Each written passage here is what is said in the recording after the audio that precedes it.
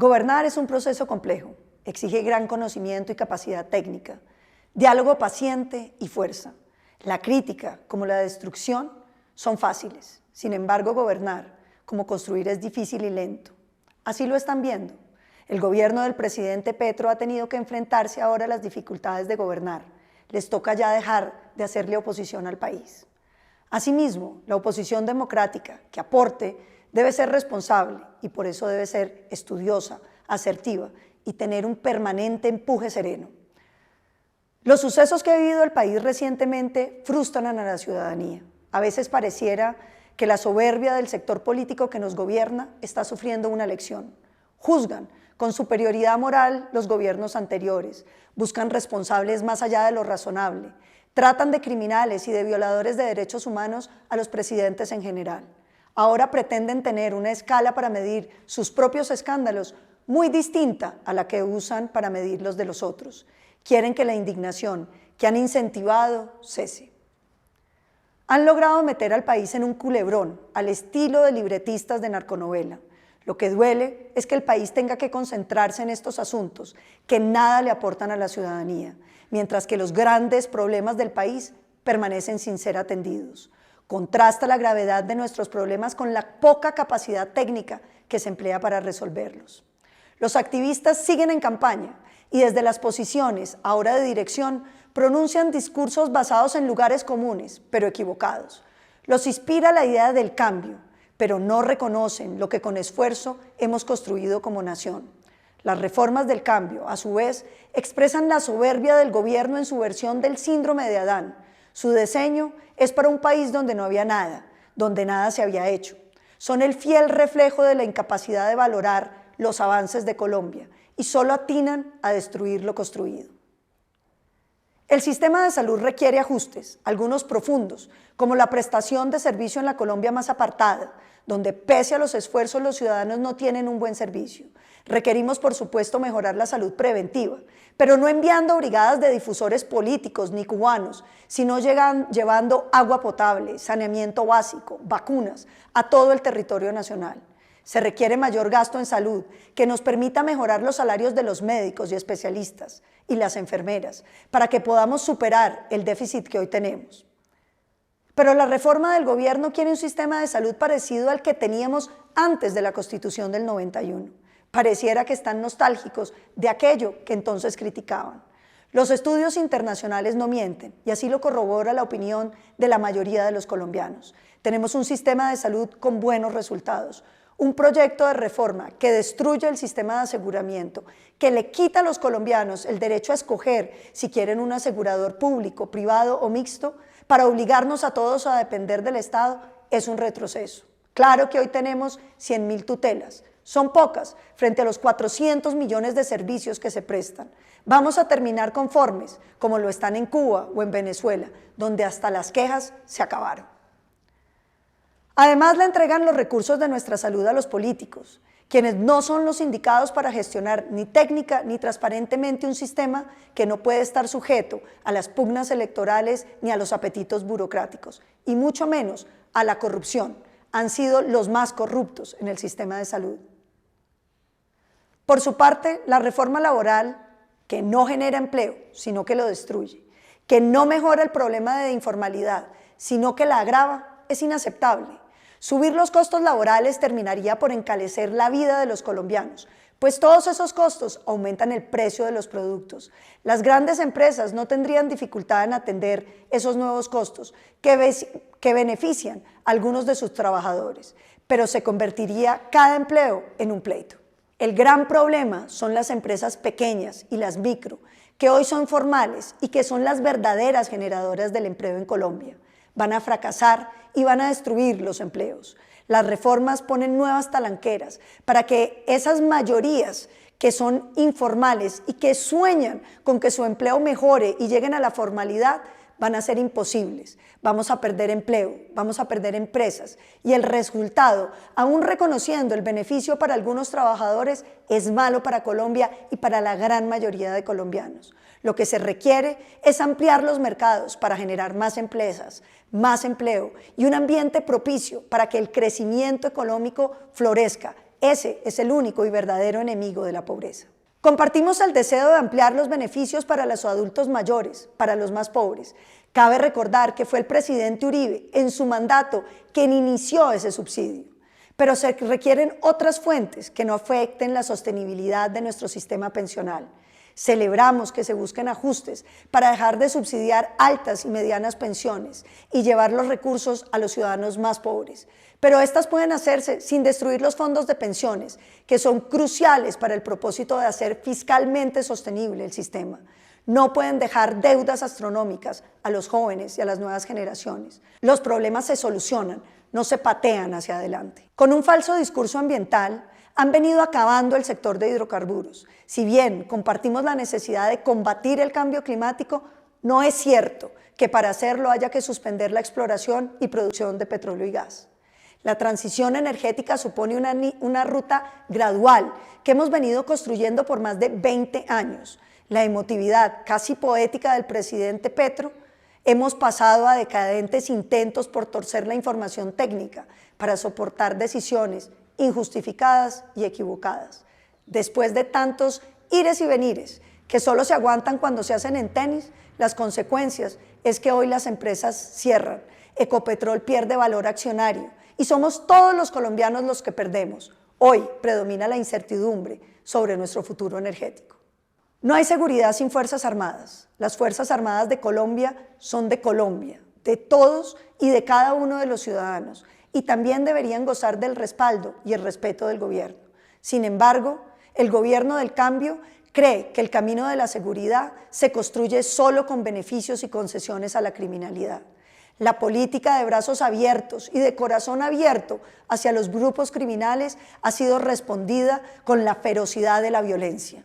El Estado de Derecho parece retroceder en varios lugares, dándole paso al dominio de los violentos. Las masacres, el secuestro, la extorsión aumentan ante un gobierno timorato frente al problema de la seguridad.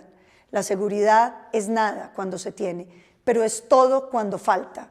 Es el valor democrático fundamental sin el cual los demás derechos quedan en suspenso. Preocupan también los ataques a la rama judicial y los órganos de control, acusados de querer dar un golpe blando. Tampoco son aceptables los ataques a los medios y los periodistas, tejiendo otra vez historias retorcidas que buscan acallar toda crítica. ¿Cómo duele el desprecio por todo nuestro empresariado? Los sectores afectados ya son una lista larga: turismo, hoteles, restaurantes, aerolíneas, ultraprocesados, servicios públicos, el SOAT, las concesiones viales, la vivienda y los beneficiarios olvidados de Mi Casa Ya. La democracia no admite emperadores, hay límites y contrapesos.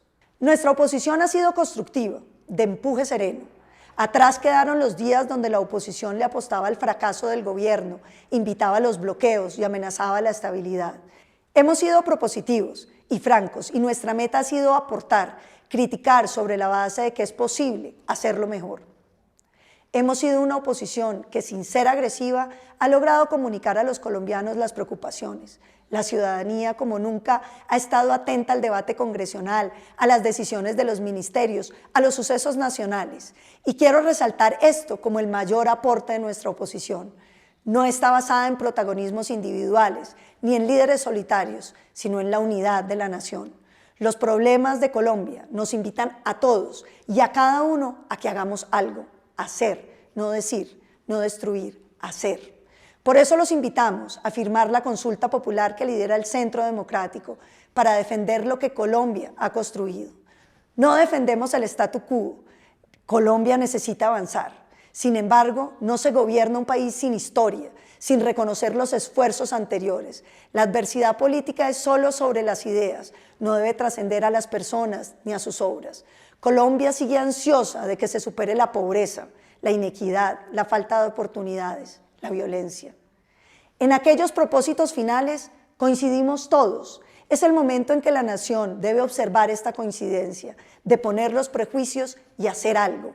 La oposición política tiene que seguir logrando la movilización de la nación en las calles, con las firmas, para detener las reformas, en el diálogo con las otras fuerzas políticas, para que primen los argumentos y muy cerca de los ciudadanos. Al gobierno le quedan más de 3 años, debe hacer un alto en el camino y enderezar el timón. No podemos seguir perdiendo tiempo en truculentas novelas, ni en discursos grandilocuentes, ni en intentos de mostrar que nada de lo que hay sirve. Todo eso es insuficiente.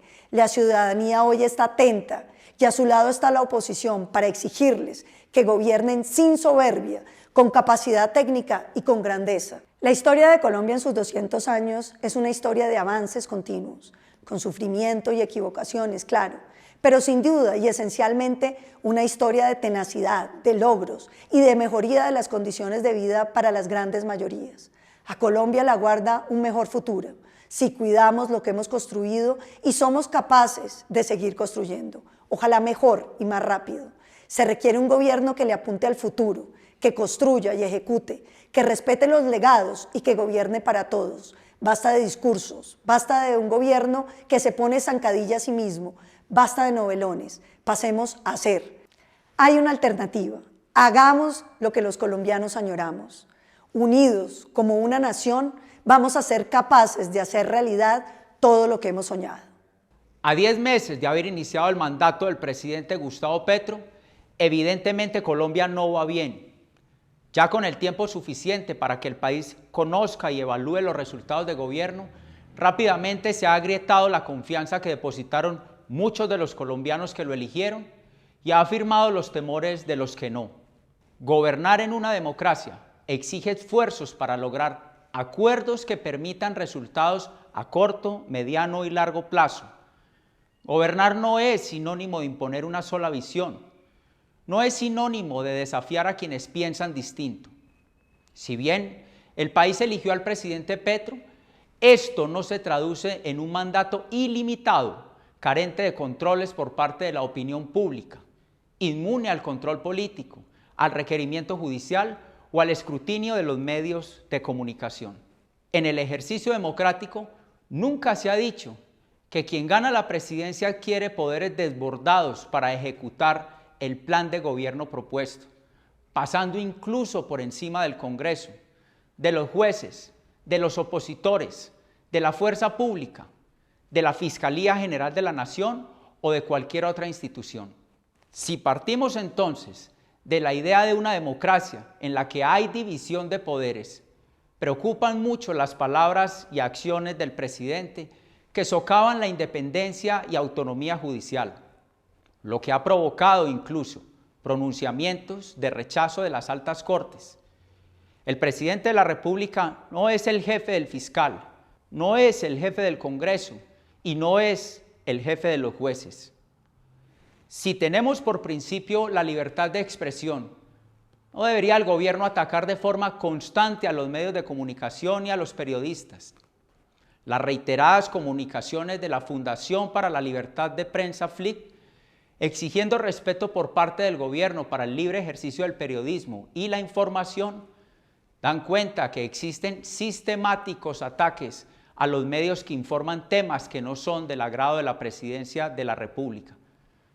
Si tenemos claro que el Congreso de la República es donde convergen los sectores distintos para el ejercicio democrático, no se entiende por qué el presidente desafía al Congreso en caso de no aprobar sus reformas.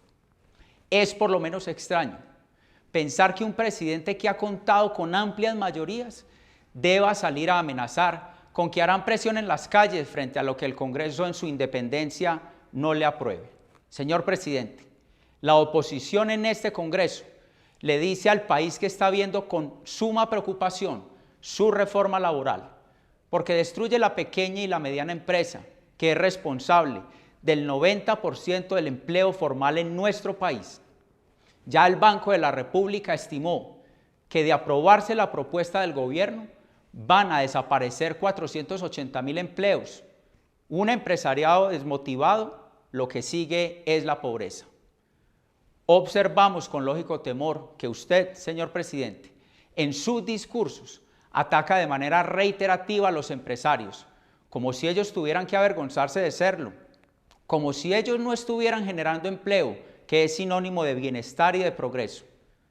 También nos preocupa que el deseo de los colombianos de realizar mejoras al sistema de salud y a las EPS, que facilitan el aseguramiento y el acceso a los servicios, se está usando como justificación para destruir los avances sin contar con una ruta clara. Los colombianos han dicho conforme a las últimas encuestas que no están de acuerdo en el desmonte del sistema, que además se ha ido consolidando en los últimos 30 años y que cuenta con una cobertura del 98%.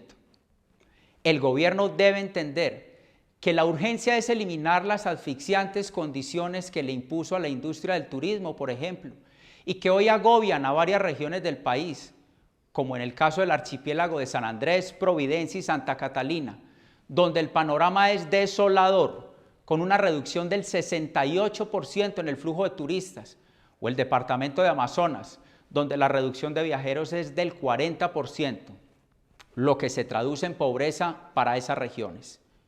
Presidente, a la fuerza pública no se le puede categorizar como la expresión de guerra por parte del Estado, ni mucho menos asimilarla a grupos ilegales, ni disfrazar los ataques a la libertad de quienes portan el uniforme diciendo que son retenciones. No, estamos en presencia de verdaderos secuestros.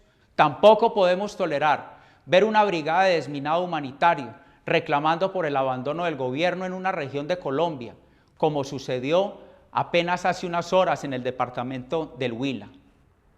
La fuerza pública es la verdadera garantía de seguridad, bastante anhelada en distintas zonas del país.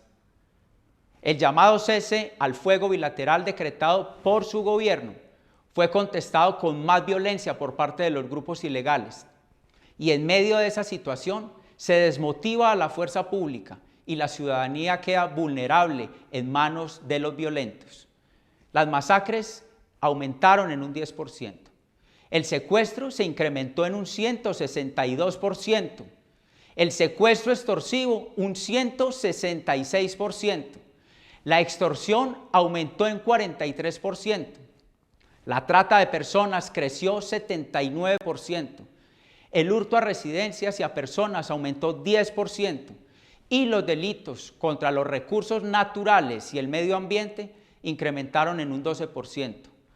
Todo esto en comparación con el periodo enero-abril de 2022, según fuente del propio Ministerio de la Defensa.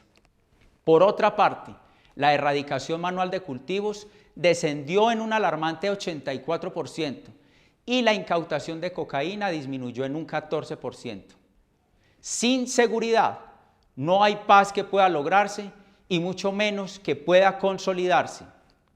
Se supone que estamos en un gobierno comprometido con la protección de los más vulnerables, pero los hechos recientemente conocidos por el país dejan la evidencia de una sucesión de vulneraciones contra dos mujeres sobre las que, además de referirse a ellas en términos despectivos, se utilizó todo el poder del Estado y se destruyeron todas sus garantías mínimas.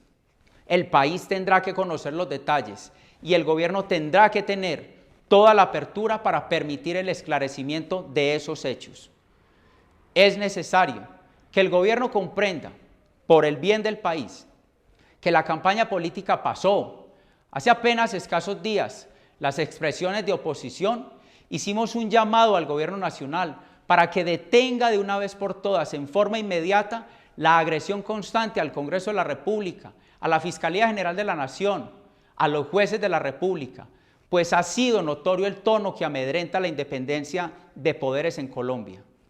Todo lo anterior hace que desde la oposición concluyamos que no existen condiciones aptas para ejercer a plenitud el derecho nuestro como opositores, el mismo derecho que tanto se invocó por parte de quienes hoy son gobierno. El sentimiento que define a la sociedad colombiana es la incertidumbre. Nos corresponde a nosotros, como oposición, desde el Centro Democrático, dar una batalla sin descanso en las calles, en el Congreso de la República. Por eso pedimos su apoyo en la recolección de firmas que promoverá la consulta popular para defender nuestro sistema de salud, el empleo y el ahorro pensional de los colombianos. Los colombianos no están solos. Sin quietud y con determinación absoluta, somos la barrera de defensa para evitar que se cometan daños irreparables, donde la peor carga la llevarán las futuras generaciones de colombianos.